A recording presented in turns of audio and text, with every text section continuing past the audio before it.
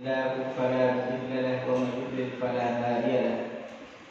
نشهد أن لا إله إلا الله وحده لا شريك له ونشهد أن محمدا عبده ورسوله لا نبي ورسول بعده. قال الله تعالى في كتابه الكريم: يرفع الله الذين آمنوا منكم والذين أوتوا العلم درجات. وقال عليه الصلاة والسلام: من سلك طريقا يلتمس فيه علما سهل الله له به طريقا إلى الجنة.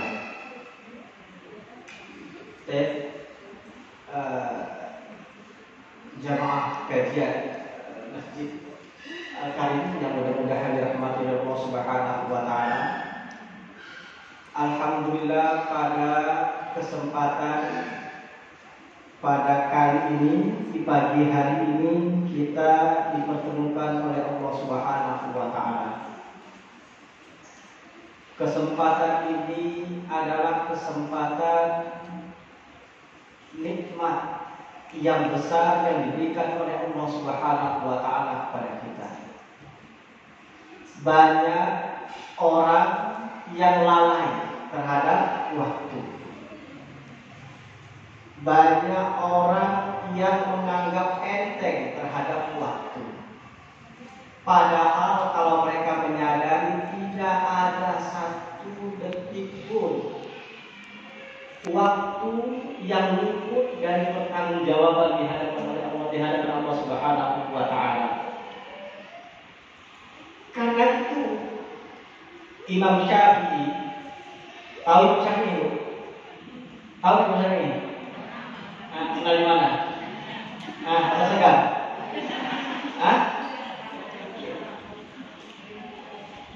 Imam Syafi'i rahimahullah, ibu saya, dia mengatakan berkaitan tentang dia berbicara tentang masalah waktu. Dia berbicara tentang masalah waktu.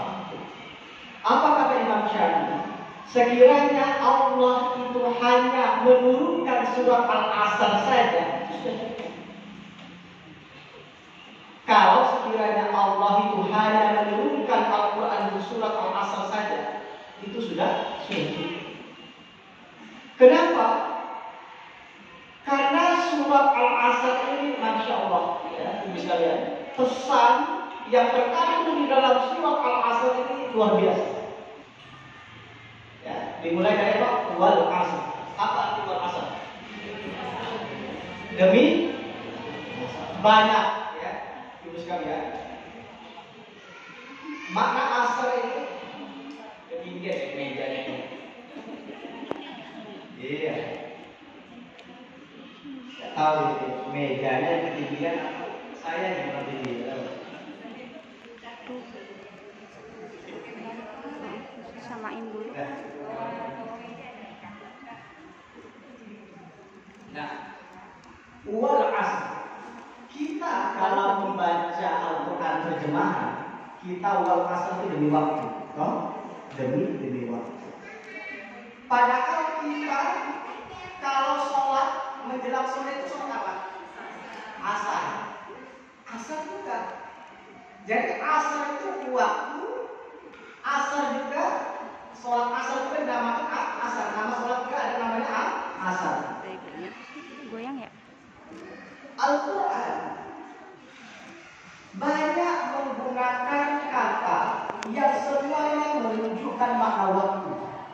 Al-Quran banyak menggunakan kata istilah dalam bahasa Arab, semuanya bermakna waktu. Tetapi waktunya memiliki kekhususan. Ada namanya dahar. Hal ata'ala insani dahar. Dahar. Apa itu arti dahar? Dahar itu adalah untuk menunjukkan waktu keberadaan sesuatu, sebelum keberadaan sesuatu. Kita juga pernah mendengar istilah waktu. Dalam bahasa waktu, ya waktu. Waktu juga bahasa Arabnya adalah waktu. Apa waktu? Waktu dalam bahasa Arab itu digunakan untuk menunjukkan masa atau waktu suatu pekerjaan harus selesai. Waktu sholat zuhur dari jam 12 sampai sampai jam 2.45. Berarti dari jam 12 sampai jam 2.45 siang zuhur harus selesai. Itu waktu. Ada namanya asar. Nah ini yang menarik. Yang apa pesan yang terkandung dalam makna asar ini sehingga Imam Syafi'i mengatakan sekiranya Allah hanya menurunkan surah wal asar itu sudah cukup bagi kita. Asar ini teman-teman sekalian, dia bermakna masa atau waktu. Itu pertama.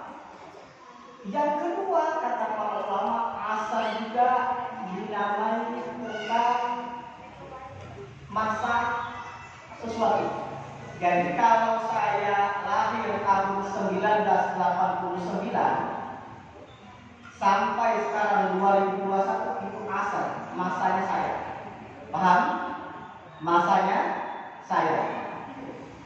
Karena itu, kalau teman-teman membaca sejarah, teman-teman membaca di asrin Nabi, pada masa Nabi. Maksudnya dari sejak lahirnya Nabi sampai wafatnya Nabi, itu namanya asarnya Nabi.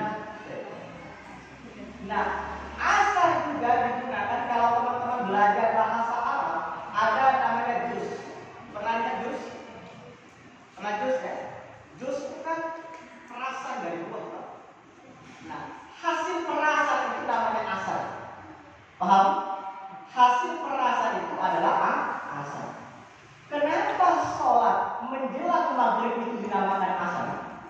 Dikarenakan dari pagi kita memeras keringat, memeras waktu, tenaga, potensi dalam diri kita peras untuk berkeringat, untuk bekerja. Menjelang maghrib itu tenaga kita sudah habis, sudah terperas. Karena itu waktu itu dinamakan asar. Karena itu waktu itu dinamakan asar. Nah, kita semua saya, teman-teman semuanya memiliki waktu asar. Kapan? Ketika tenaga sudah tidak kuat lagi, daya ingat sudah tidak kuat lagi, pergerakan sudah terbatas. Itu waktu asar kita. Itu adalah waktu asar kita, seperti waktu asar yang seperti waktu yang menjelang maghrib. Waktu menjelang maghrib, waktu berakhirnya siang, menjelang berakhirnya siang itu dinamakan asar. Dan kita pasti menemui waktu asar. Paham? Asar kita kapan? Di saat tenaga kita sudah tidak kuat lagi. Nah, wal as kata Allah demi masa. Wal as demi masa. Innal insana lafi khusr. Sesungguhnya, ingat sesungguhnya manusia lafi khusrin, benar-benar berada dalam kerugian. Nah, Allah menggunakan kata innal insana lafi khusrin. Sesungguhnya manusia benar-benar berada dalam kerugian. Kalau kita membaca bahasa Indonesia, khusrin terjemahannya ya kerugian aja, nggak ada pesan lain. Tetapi kalau teman-teman mempelajari bahasa Arab, itu ada tanwin, khusrin, ada tanwin nun, kata yang berakhiran tanwin itu menunjukkan banyak. Khusrin itu artinya celaka, binasa atau rugi. Berarti sesungguhnya manusia itu benar-benar berada dalam banyak kerugian. Paham? Innal insana lafi khusrin. Sesungguhnya manusia itu benar-benar berada dalam banyak kerugian. Ini handphone, teman-teman sekalian. Ini handphone. Saya taruh dalam kantor. Berada dalam kantor, artinya seluruhnya. Nah, kita, semua kehidupan kita ini berada dalam kerugian. Berada dalam kerugian. Baik dari segi harta, ilmu, usia, tenaga, semuanya kita berada dalam kerugian. Nah, dari sekian banyak kerugian itu kira-kira apa yang membuat kita paling rugi? Hah? Apa yang membuat kita paling rugi? waktu. Ya, kalau buku jualan hari ini rugi 100.000, besok mungkin nggak dia dapat 200.000, 300.000? Mungkin nggak? Mungkin. Paham ya? Mungkin. Tetapi kalau waktu itu sudah hilang, sudah pergi dari kita, kemana kita hendak mencari gantinya? Paham? Dan waktu yang sudah berlalu itu dimintai pertanggungjawaban oleh Allah Subhanahu wa Ta'ala. Uang demi masa. Innal insana lafi khusr. Sesungguhnya manusia benar-benar berada dalam banyak kerugian. Apa kerugiannya? Dalam ayat pertama demi waktu. Kerugiannya itu adalah terhadap waktu. Kapan manusia itu merasakan kerugian? Kapan? Kapan manusia merasakan kerugian? Kapan kita merasa rugi? Udah merasa rugi belum sekarang? Tidak. Kapan? Ketika kita sudah mencapai pada usia asal kita. Kita akan merasa rugi ketika kita sudah sampai pada waktu asal kita. Sudah kita mau, saudara kurang ya Allah. Dulu kalau cari suami pengennya yang ganteng aja, ternyata menjelang mau ini ternyata kita butuh suami yang soleh. Ini ada anak, pokoknya kamu jadi dokter ya kan, kamu jadi polisi, kamu jadi tentara, macam-macam. Ternyata anaknya sibuk dengan urusan dunianya. Semuanya sudah terlambat. Semuanya sudah pada waktu asalnya.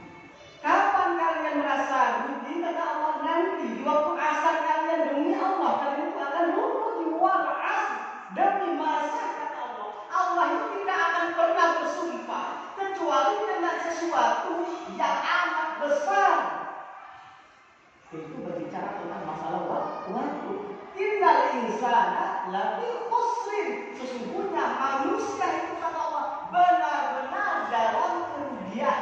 Dan sekian banyak kerugian itu adalah kerugian terhadap waktu. Kapan kita merasakan rugi itu? Ketika kita sudah menjelang waktu asal. Paham? Oke.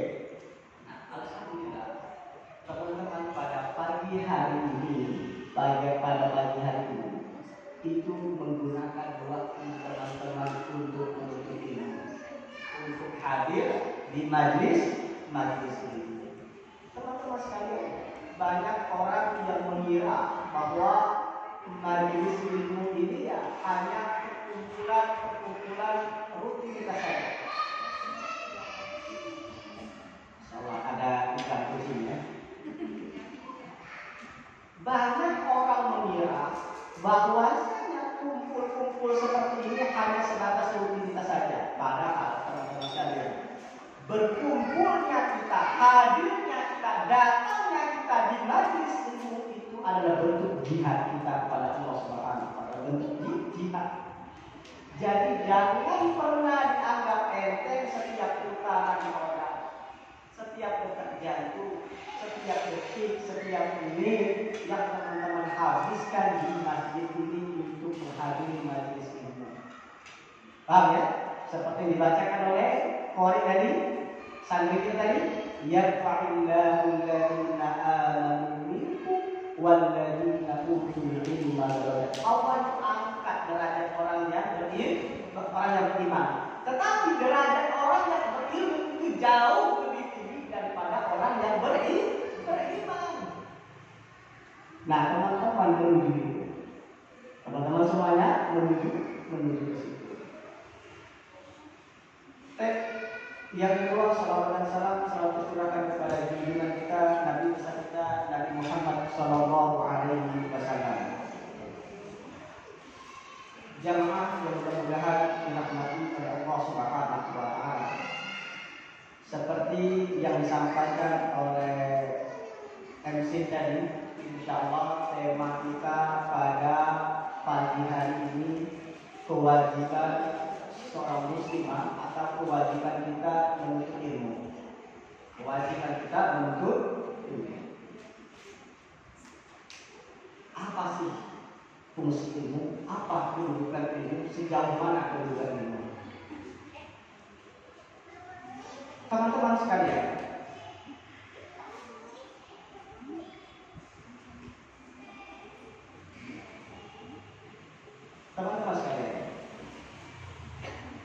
mungkin tidak kalau saya bertanya, mungkin tidak satu botol air ini cukup sebagai modal kita untuk hidup satu hari. Kita minum, mungkin nggak kita langsung mati hari itu? Hah? Mungkin tidak? Tidak. Artinya kita masih bisa bertahan dengan satu botol air, kan? Paham? Kalau dengan sebungkus Indomie, lalu dengan sebotol air, mungkin tidak cukup bagi kita untuk menjadikan modal hidup dalam satu hari saja. Mungkin tidak? Mungkin. Kita, teman-teman sekalian, kita cukup hanya butuh sebotol air.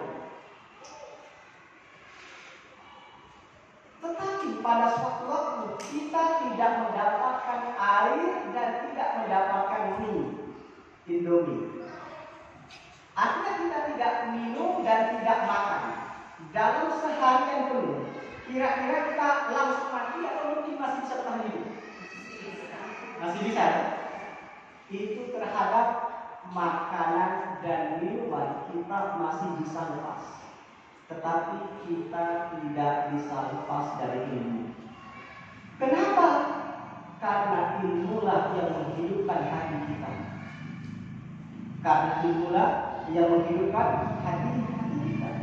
Kita mungkin melihat orang yang hidupnya sederhana jauh dari kita, tetapi senyumnya Masya Allah, sama istrinya Masya Allah, sama anaknya, keluarganya ada. Itu bisa jadi hatinya selalu hidup. Kenapa? Karena kolbunya itu senantiasa disirami dengan air yang namanya hidup. Coba bayangkan kalau orang hidup dengan gelimbang harta, dengan makanan yang banyak, pakaian yang serba mahal, serba mewah, tetapi jauh dari ilmu. Coba bayangkan, hatinya gersang, sombong, angkuh, dan lain sebagainya. Ya. Jadi kebutuhan kita terhadap ilmu jauh lebih besar daripada kebutuhan kita terhadap makanan dan minuman. Jauh lebih penting, lebih besar daripada kebutuhan kita terhadap makanan dan minuman. Nah, pada suatu hari Nabi Musa alaihissalam itu berpidato. Pernah dengar cerita Nabi Musa? Hah? Pernah dengar cerita Nabi Musa? Nabi Musa pada suatu hari dia berpidato di hadapan Bani Israil. Berpidato. Nabi Musa seperti saya ini berpidato di hadapan teman-teman. Bedanya Nabi Musa besar, saya kecil juga ya. Paham ya? Ketika Nabi Musa alaihissalam berpidato, ada salah seorang Bani Israil datang. Apa kata seorang Bani Israil ini? Ya Musa, hal hunaka a'lam minka, wahai Musa, kira-kira di dunia ini ada tidak orang yang lebih alim, yang lebih berpengetahuan, yang lebih berilmu dari dirimu? Kira-kira apa jawaban Musa? Ada tidak orang yang lebih berilmu dari dirinya? Hah? Ada tidak? Ayo. Yang bisa jawab insya Allah dapat hadiah. Nanti silakan ambil hadiah sendiri asal bukunya ya. Oke, kalau sama bukunya itu hadiahnya lebih besar lagi. Ya. Biasanya bukunya itu sudah memberikan hadiah naik haji bagi mampu. Ya, naik haji bagi mampu. Oke. Kira-kira apa jawaban Musa? Kata Nabi Musa, tidak ada orang yang lebih alim, tidak ada orang yang lebih berilmu dari dirimu. Kenapa? Karena dia merasa dialah orang yang paling berpengetahuan, dikarenakan dialah satu-satunya orang yang diajak berbicara secara langsung dengan Allah Subhanahu wa taala. Wa kallama Allahu Musa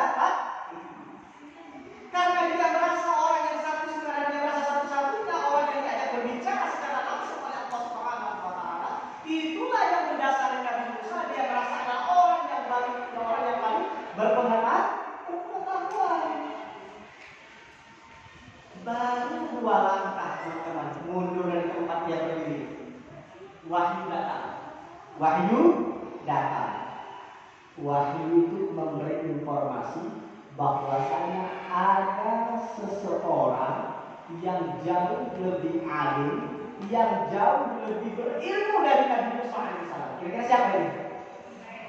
Hah? Bukan Naib? Bukan ya, siapa ini? Siapa? Nabi Khidir alaihissalam.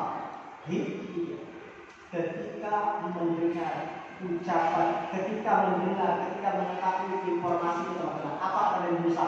Wallahi, saya bersumpah kata Nabi Musa alaihissalam, saya tidak peduli berapa gunung yang harus saya lakukan, yang harus saya lewati, berapa luas lautan yang harus saya seberangi, berapa uang yang harus saya habiskan, saya harus berjumpa dengan seseorang ini untuk duduk mendapatkan ilmu darinya.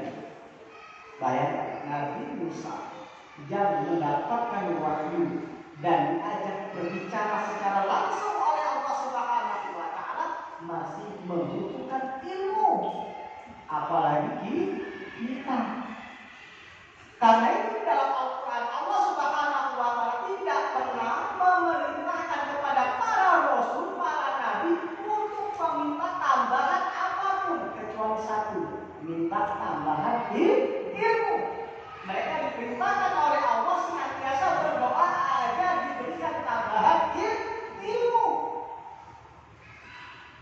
Paham ya? Nah, tadi kebutuhan kita terhadap ilmu itu sangat besar. Pertanyaannya sekarang adalah apa itu ilmu? Ada yang jawab apa itu ilmu? Apakah dia semacam bentuk makhluk? Ada yang tahu? Tuntunan. Ilmu, teman-teman sekalian,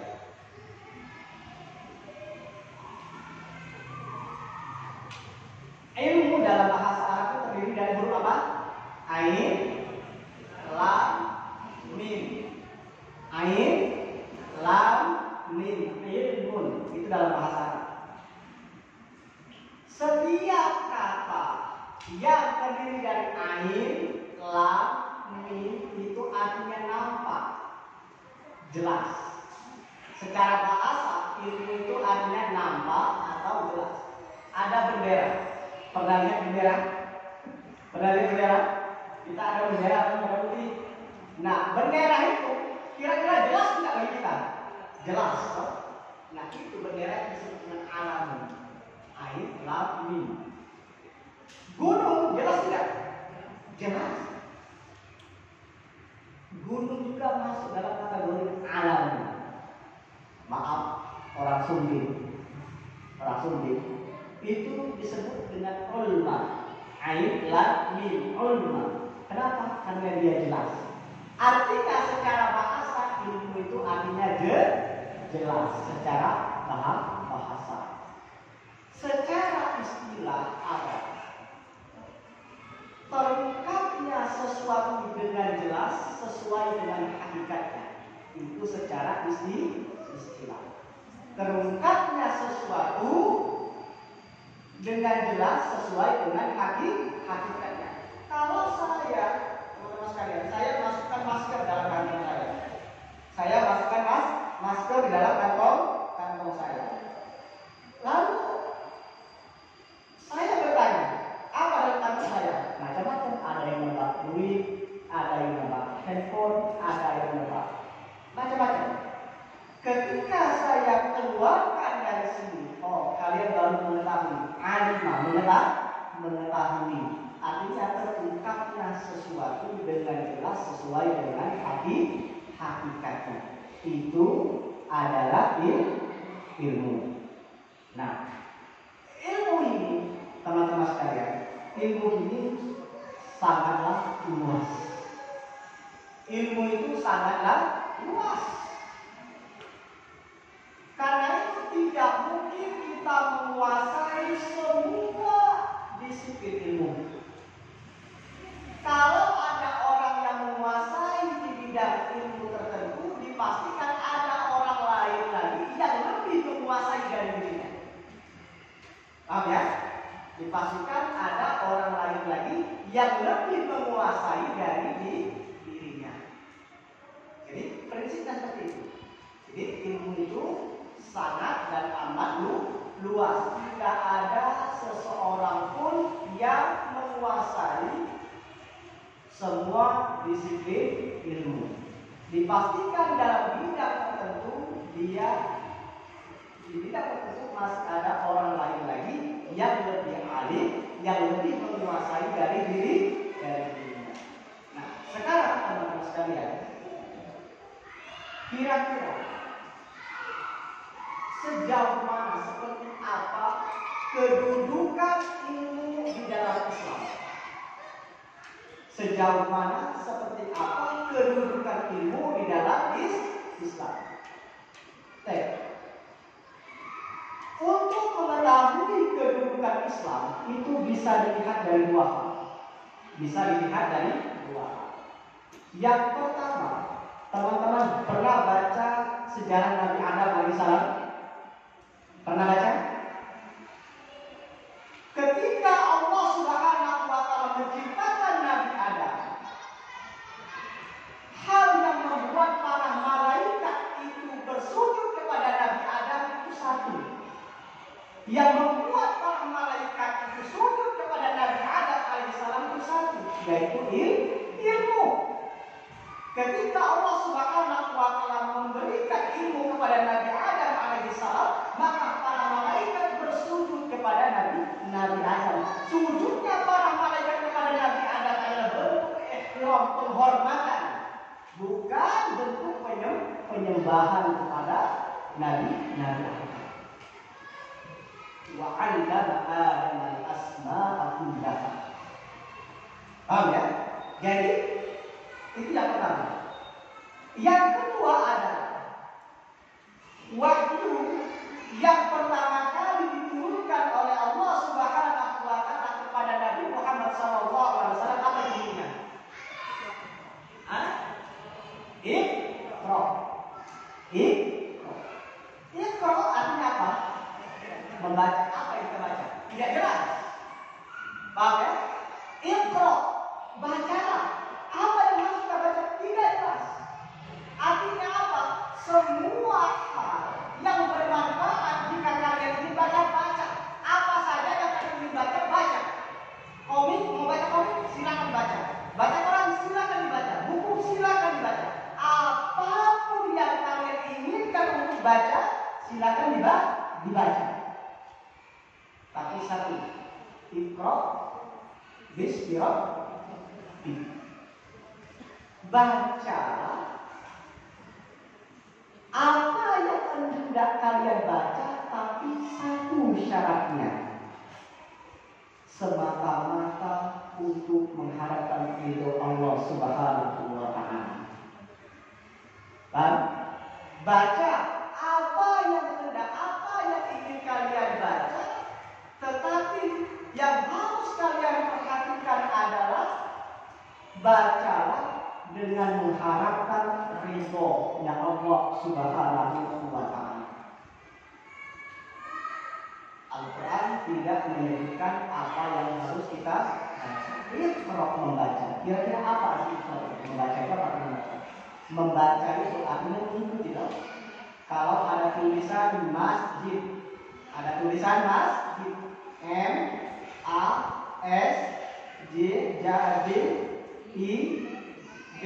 masjid. Dalam pikiran kita terekam, kalau ini baca masjid, lalu mulut kita mengikuti masjid. Artinya membaca. Kalau kalian membaca Al-Quran, kalau kalian membaca buku, membaca apapun, maka jangan lupa hal-hal yang bermanfaat di dalamnya, ikutin. Jangan cuma dibaca. Coba yang sekali. Rasul disuruh oleh Allah untuk membaca, padahal Rasul tidak bisa membaca. Dan mukjizat Nabi Muhammad SAW itu adalah kita berlainan atau berbeda dengan mukjizat nabi-nabi sebelumnya. Coba bayangin, Nabi Ibrahim apa mukjizatnya? Tidak terbakar oleh api. Nabi Musa apa mukjizatnya? Bisa membelah lautan. Mukjizat Nabi Isa apa? Bisa mengusap pembentukan darah. Karena itu Al-Masih, namanya Isa Al-Masih. Al-Masih itu maksudnya ada mengusap. Kalau ada orang buta diusap, itu matanya langsung bisa melihat. Itu sebabnya Nabi Isa itu disebut dengan istilah Al-Masih. Maksudnya dia mengusapi. Nah, teman-teman sekalian, perhatikan Nabi Ibrahim, Nabi Musa, Nabi Isa, semua mukjizatnya itu mengundang decak kagum kita. Ketika kita melihatnya langsung, wah, paham ya? Tetapi ketika mukjizatnya Nabi Muhammad itu berupa apa? Al-Quran. Kenapa? Karena mukjizatnya Nabi Ibrahim. Begitu Nabi Ibrahim meninggal, hilanglah mukjizatnya. Begitu Nabi Musa meninggal, hilanglah mukjizatnya. Begitu Nabi Isa meninggal, maka hilanglah mukjizatnya. Tetapi begitu Nabi Muhammad meninggal, mukjizatnya tetap abadi kekal. Kenapa? Karena Al-Quran itu menyentuh aspek akal dan pikiran, bukan decakkan kaki. Paham ya? Kalau orang mengkaji Al-Quran, siapapun yang ingin mencari kesalahan dan kelemahan Al-Quran, dipastikan dia akan menemukan hidayahnya Allah Subhanahu wa Ta'ala. Paham ya?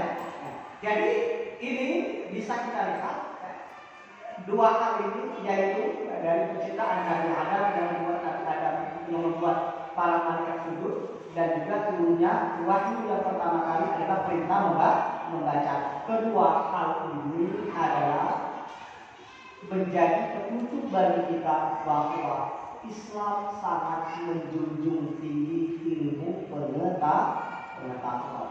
Kira-kira apa pertanyaan yang harus saya baca? Apakah baca WhatsApp? Apakah baca promo akhir bulan? Apakah baca kayaknya ada BSD, ada pesan masuk? Wah, kayaknya transfer masuk. Ternyata hanya menawarkan produk. Paham ya? Nah, kira-kira apa ini? Silakan dibaca. Semua hal yang bermanfaat silakan dibaca, karena itu Al-Quran tidak menyebutkan objek secara khusus. Bacalah. Apa yang harus kita baca? Tidak jelas. Tetapi Al-Quran hanya memberitakan kepada kita untuk membaca. Nah, kata para ulama, bacalah apa yang menurut kita baik. Hal yang baik itu adalah apa yang berkaitan dengan kewajiban kita. Saya diciptakan oleh Allah Subhanahu wa Ta'ala untuk bersujud, untuk menyembah Allah Subhanahu wa Ta'ala. Di antara kewajiban saya adalah sholat, zakat, dan lain sebagainya. Agar ibadah kita ini sesuai dengan tuntunan Allah Subhanahu, tuntunan Rasulullah SAW, dan ibadah kita diterima oleh Allah Subhanahu wa Ta'ala, maka ibadah kita ini harus didasari dengan ilmu. Karena itu Rasul mengatakan, man amila amalan laisa alaihi kana yusiru akthar mimma yusri. Bukan Rasul, tetapi Umar bin Abdul Aziz. Man amila amalan laisa alaihi kana yusiru akthar mimma yusri. Kata Umar bin Abdul Aziz, coba kalian lihatkan, coba kalian perhatikan orang yang mengerjakan ibadah atau melakukan amalan-amalan tertentu, tetapi tidak didasari oleh ilmu, yufsidu aktsar mimma yusbi. Unsur rusaknya jauh lebih banyak daripada manfaatnya. Unsur rusaknya jauh lebih banyak daripada manfaatnya. Ini kan oleh Nabi. Saya ingin menunjukkan bahwa saya itu cinta Nabi, tetapi kok maulid Nabinya menghadirkan dinamika joget-joget. Apakah itu bentuk cinta kepada Rasul? Paham ya? Jadi bentuk cara mengekspresikan cintanya, menunjukkan rasa cinta itu salah. Salah. Unsur rusaknya jauh lebih banyak daripada masalahnya. Jadi karena kita ini diciptakan oleh Allah Subhanahu wa taala untuk bersujud kepada Allah Subhanahu wa taala, maka yang harus kita baca, yang harus kita pelajari hal-hal yang berkaitan dengan kewajiban kita sebagai seorang muslim atau muslimah. Oh, saya ini ibu rumah tangga. Apa kewajiban selanjutnya? Kata para ulama, kewajiban seorang ibu yang pertama itu adalah mendidik atau melahirkan generasi anak-anak yang soleh dan solehah, yang mereka itu cinta kepada nabinya, takut kepada Tuhannya, dan bangga terhadap agama. Jadi tugas selanjutnya seorang ibu itu adalah mendidik anak-anaknya agar menjadi hamba-hamba yang soleh dan solehah. Karena itu, sang penyair mengatakan al-ummah seorang ibu itu adalah madrasah pertama. Oh, saya punya anak kecil. Jangan sampai yang mengajarkan anak saya ini nantinya untuk membaca Al-Fatihah orang lain. Masa bacaan Al-Fatihah yang dibaca sampai akhir ayatnya kalau dia sholat itu orang lain kok mengajarkan Al-Fatihah? Harusnya ibu saya yang mengajarkan sholat itu orang lain. Paham ya? Oh, ibu saya punya anak kecil. Nanti sebentar lagi dia akan memiliki tanggung jawab untuk menunaikan kewajibannya, di antaranya sholat. Maka usahakan orang yang pertama kali mengajarkan Al-Fatihah, mengajarkan bagaimana tata cara sholat, itu usahakan ibunya, bukan orang lain. Ustaz, kalau begitu, kalau kita memasukkan anak kita di lembaga tertentu untuk mendapatkan pendidikan, itu apakah salah? Tidak salah. Tidak salah. Itu bagus, itu benar. Tapi sayang saja, kalau hal seperti ini justru diambil oleh orang lain. Bukankah ini kesempatan bagi kita untuk mendapatkan pahala atau amal jariah?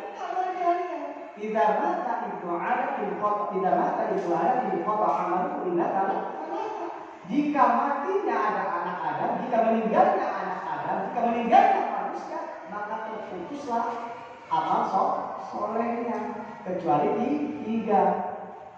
Paham ya, ibu sekalian? Di antaranya adalah ilmu yang bermanfaat. Karena itu kalau teman-teman mengajarkan anak-anaknya untuk sholat, bagaimana cara sholat yang benar, bagaimana cara membaca Al-Fatihah yang benar, Masya Allah, teman-teman sekalian, ya, Masya Allah. Ini akan menjadi amal jariah kita. Mohon maaf teman-teman ya, kita meninggalkan anak ini pentingnya ini. Kalau kita meninggalkan anak kita, oke, kita mendidik anak kita sudah semaksimal mungkin. Tetapi hidayah itu milik Allah. Bisa jadi hidayah itu hilang secara tiba-tiba. Tetapi kalau kita mewariskan ilmu, Masya Allah. Kalau kita mewariskan ilmu, Masya Allah. Bukan hanya kepada anak kita, oke, kalau sama anak kita alhamdulillah, tetapi sama orang lain pun ya, kita akan mendapatkan hal yang sama, termasuk sama seperti harta. Tidak semua harta harus diwariskan kepada anak kita. Tidak semua harta yang kita miliki diwariskan. Jangan seperti itu kata para ulama. Sebagiannya harus dibawa mati. Karena sepeninggal kita tidak tahu anak kita jadi apa, hidayahnya, ibadahnya, sholatnya bagaimana, kita tidak tahu. Bisa jadi dia tidak ada, alhamdulillah, atau bahkan dia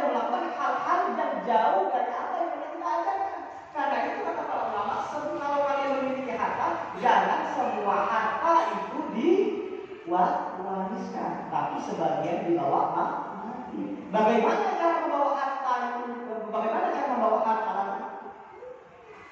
Dengan cara disodakohkan, diinfakkan, itu sudah pasti dibawa mati. Ya?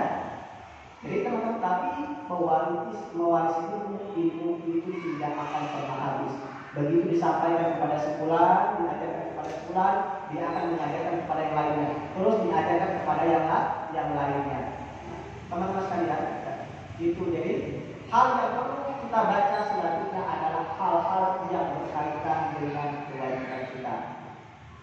Baik kewajiban kita sebagai muslimah ataupun kewajiban kita sebagai ibu rumah tangga.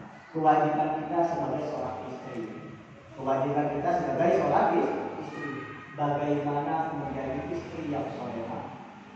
Bagaimana cara menjadi istri yang solehah? Oh, datang majelis taklim untuk mendapatkan ilmunya. Membeli buku, membaca buku untuk mendapatkan ilmunya.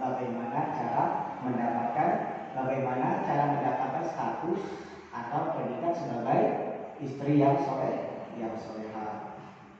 Nah, karena itulah teman-teman sekalian, Rasulullah SAW mengatakan talabul ilmi fardhatun 'ala kulli muslimin wal muslimah. Menuntut ilmu itu wajib bagi setiap muslim dan muslimah. Apa yang diwajibkan oleh Allah dan Rasulnya kepada muslim, begitu juga diwajibkan kepada muslimah dalam hal menuntut ilmu. Hanya saja skala prioritasnya, tuntut saja ilmu sesuai dengan kebutuhan kita. Baik itu kebutuhan kita sebagai seorang muslimah ataupun kebutuhan kita sebagai ibu rumah tangga. Pokoknya semua jenis ilmu, jika itu memang bermanfaat, maka harus kita ambil. Di antara untuk mendapatkan ilmu, membaca, ya, membaca, hadir dalam majelis ilmu, masya Allah, hadir dalam majelis ilmu ini, teman-teman sekalian.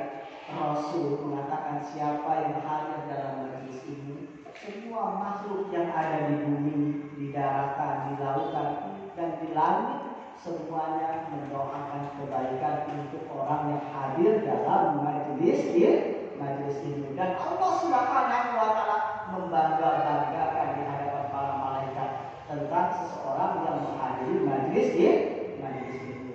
Mudah-mudahan apa yang dapat saya sampaikan pada pagi hari ini dapat kita ambil manfaat dan pelajaran. Yang tidak kurang saya mohon maaf kepada Allah, kita sama-sama mengampun. Selanjutnya saudara ada. Oke, yang ingin bertanya silakan, atau yang ingin menjawab juga silakan. Ya, kalau ada yang ingin menjawab juga silakan. Ya, alhamdulillah, terima kasih banyak Ustaz Imron.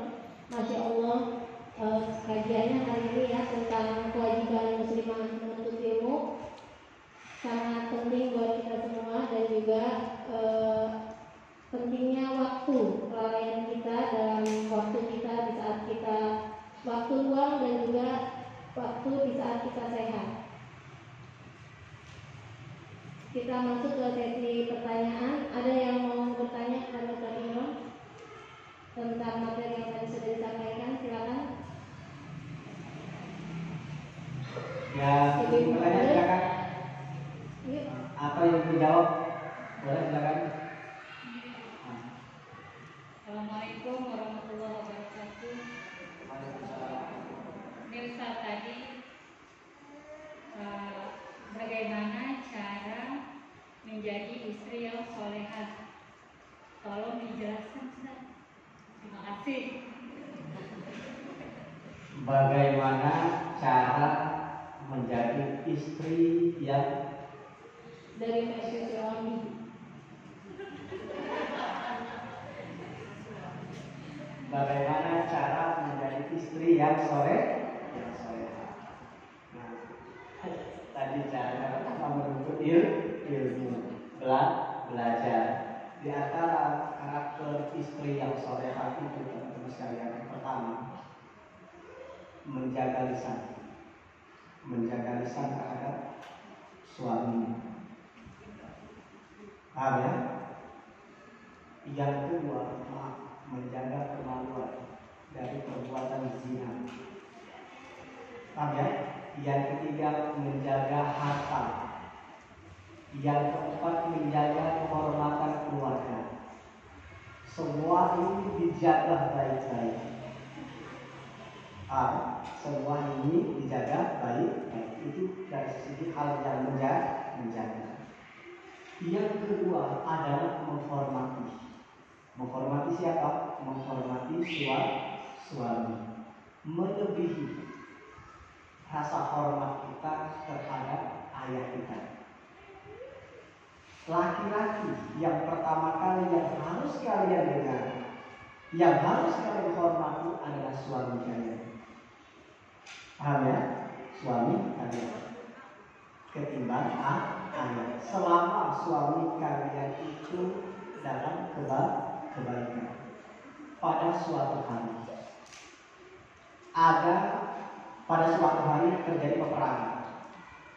Rasul bersama sahabatnya pergi berperang, berjihad di jalan Allah Subhanahu wa taala. Ada seorang utusan menemui seorang wanita. Utusan ini menemui seorang wanita lalu mengetuk pintu. Ketika dibuka pintunya, wanita ini bertanya, "Kenapa?" Sang utusan itu mengatakan, "Saya diutus untuk memberitahu kamu bahwasanya ayam sedang sakit." Apa kata wanita tersebut? "Maaf, suami saya sedang berjihad."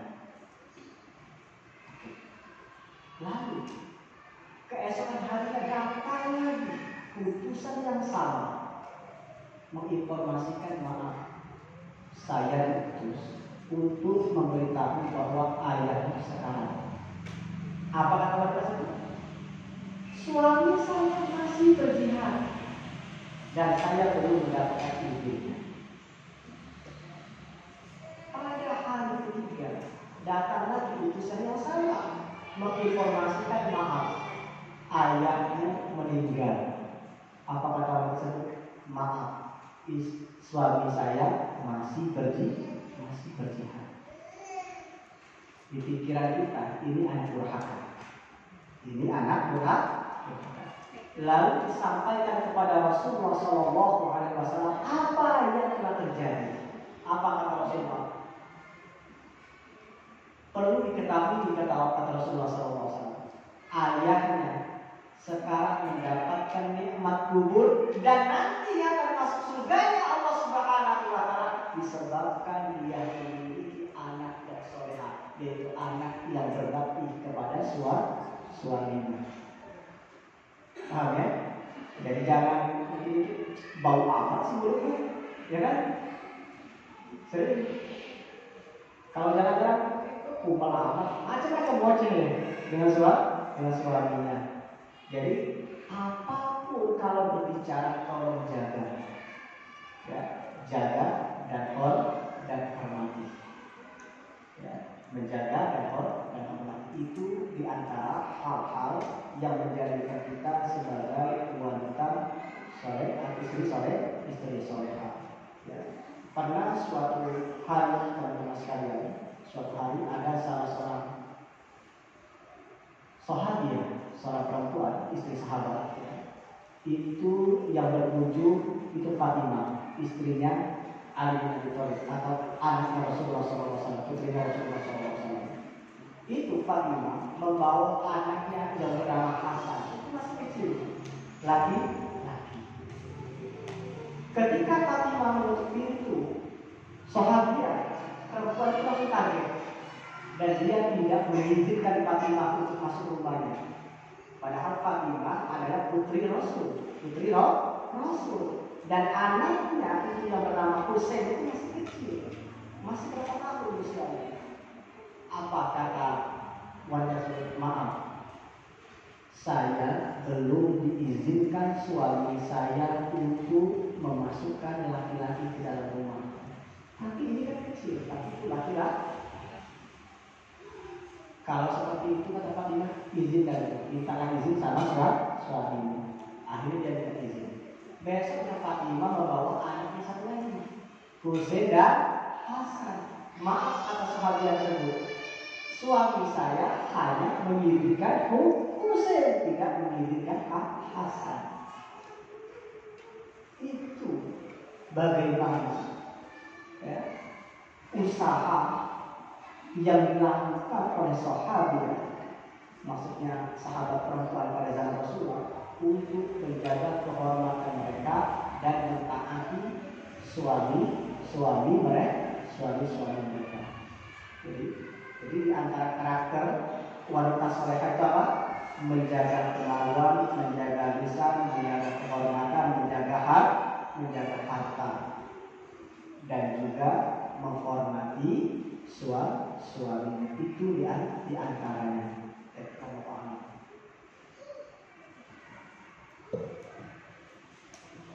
Alhamdulillah, terima kasih sudah jelas ya ibu-ibu buat kita bagaimana cara menjadi istri yang solehah. Ada pertanyaan lagi? Ada pertanyaan lagi? Ya. Silakan. Ini istri solehah.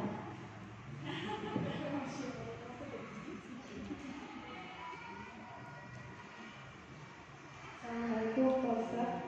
Waalaikumsalam. Tadi menyambung dengan pertanyaan dan jawabannya Pak Ustaz. Yang saya mau tanyakan, bagaimana maksudnya itu menjaga harta? Yang istri soleh kan tadi kan jawabannya ada menjaga harta kan? Ya. Itu hartanya itu maksudnya apa? Yang mana aja? Menjaga harta. Ya. Apakah menjaga harta dari transfer Tokopedia atau itu kan mungkin maksudnya. Iya. Ini sebenarnya banyak yang bertanya Ustaz, cuma malu. Saya tuh sama nih gimana cara menjaga harta. Menjaga harta dalam artian tidak menjaga harta itu maksudnya gini teman-teman sekalian. Menjaga harta itu tidak menghamburkan kepada hal yang sifatnya sia-sia. Kenapa? Itu sebagai bentuk penghargaan kita terhadap kebiasaan terhadap suami kita. Paham ya? Makanya menjaga harta agar tidak jatuh kepada hal yang sifatnya sia-sia. Kenapa? Itu sangat menyakiti dan itu kadang-kala menjadi sumber konflik rumah tangga. Paham ya? Kadang-kala menjadi sumber konflik rumah tangga. Tetapi lain lagi kalau suaminya ngasih uang jajan 5 juta, kasih uang 5 juta ini untukmu, terserah mau diapakan, ya silakan. Mau ke Shopee, mau ke Tokopedia, Bukalapak, macam-macam, silakan. Tetapi yang dimaksud menjaga harta itulah menjaga harta suami agar tidak terbuang atau jatuh kepada hal yang sifatnya sia-sia, tidak ada bermanfaat, baik itu tujuan dunia kita maupun tujuan akhirat. Hanya kesenangan belaka, hanya kesenangan belaka. Itu maksudnya menjaga harta. Ibu boleh ke Tokopedia boleh, ya.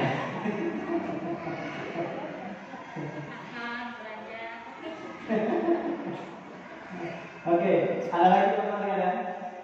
Barangkali yang ingin ditanyakan selanjutnya. Oke, kalau tidak ada, saya ingin memperkenalkan Mahat ya. Ya, silakan Ustaz sekalian program. Oke, teman-teman sekalian, minta waktu sedikit ya. Tadi saya sudah diperkenalkan, oleh Gubernur. Nama saya Imran. Perkenalan di sini awal ya, ini di akhir. Nama saya Imran, asal Palembang, Sumatera Selatan. Ya, pendidikan pesantren Rodotul Ulum Salatiga 6 tahun SMA. Lalu dilanjutkan Staido, bukan akidah, tapi Staido jurusan pendidikan agama Islam. Setelah itu melanjutkan lagi di Libya saya mengambil jurusan perbandingan madhab Ibu Syariah di Libya. Di situ saya mendapatkan gelar LC. Kalau di Staindo saya mendapatkan gelar SPDI, tapi di sini LC. Setelah itu saya melanjutkan lagi S2-nya di manajemen pendidikan di Sekolah Tinggi Ilmu Pengetahuan Al-Quran. Jadi perguruan tinggi ilmu Al-Quran, manajemen pendidikan. Gelarnya MPD, bukan MA. Oke, setelah itu saya melanjutkan di S3 perguruan tinggi ilmu Al-Quran, mengambil jurusan ilmu Al-Quran dan tafsir. Konsentrasinya pendidikan berbasis Al-Quran. Memang S1, S2, S3-nya konsen pendidikan. Sekarang saya mengajar beberapa tempat, di antara di Al-Wafi, di Arabia, dan sekarang sama teman-teman itu membuat bersama Bu Nia, ya, itu mendirikan Ma'had Ali Binadari Cendekia. Itu yang ada di samping ini. Itu MAKDA, disingkat dengan MAKDA, Ma'had Ali Binadari Cendekia, panjangnya. Oke. Ma'had ini sebenarnya Ma'had ini didirikan untuk menjawab tantangan atau permasalahan pendidikan yang kami pandang bermasalah dalam pandangan kami. Pesantren ini masa pendidikannya itu 4 tahun, teman-teman saya. 4 tahun dan bekerja sama dengan Tawali Pasar Senen.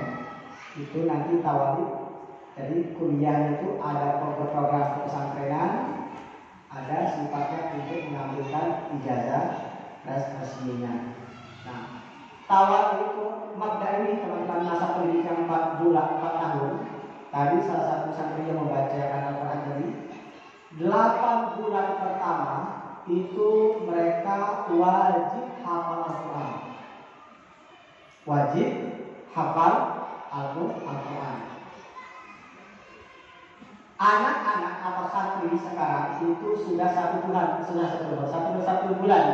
satu bulan bermukim di sini. 1 bulan bermukim di sini. Alhamdulillah hari ini sudah beberapa orang sudah memasuki juz kelima. Jadi 1 bulan 1 pekan 1 juz. 1 bulan 4 juz. Bulan ke-9 sampai bulan ke-16 itu program hafalan hadis, menghafal kurang lebih 1.600 hadis. Menghafal 1.600 hadis. Jadi 1 tahun setengah itu wajib hafal Al-Quran, wajib hafal kurang lebih 1.600 hadis. Alhamdulillah untuk saat ini teman-teman sekalian, program hafalan kita berjalan melebihi target. Yang tadinya hari ini kita minta 4 juz, tetapi beberapa anak itu sudah masuk juz ke-6, ada 1 orang sudah masuk juz ke-6. Karena memang 24 jam kita kontrol semuanya bersama Al-Quran. Bersama Al-Quran. Bicaranya 24 jam wajib menggunakan bahasa Arab kita, mengintegrasikan Al-Quran dan bahasa Arab serta ulum syar'i, fikih, tafsir, hadis, kita mengintegrasikan itu. Karena itu kalau teman-teman mendengar anak-anak kita 24 jam semuanya berbicara bahasa Arab, tidak ada satupun yang menggunakan bahasa Indonesia. Biasanya Ma'had itu kalau fokus ke Al-Quran saja, kalau ke bahasa saja. Al-Quran biasanya 2 juz. Kalau program Al-Quran, hafal Al-Quran biasanya 2 juz. Di kita 8 bulan. Karena itu 60% waktu mereka dihabiskan di masjid. Jadi mereka itu bangunnya jam 3.30 pagi, semuanya sudah meninggalkan kasur, sudah meninggalkan kamar.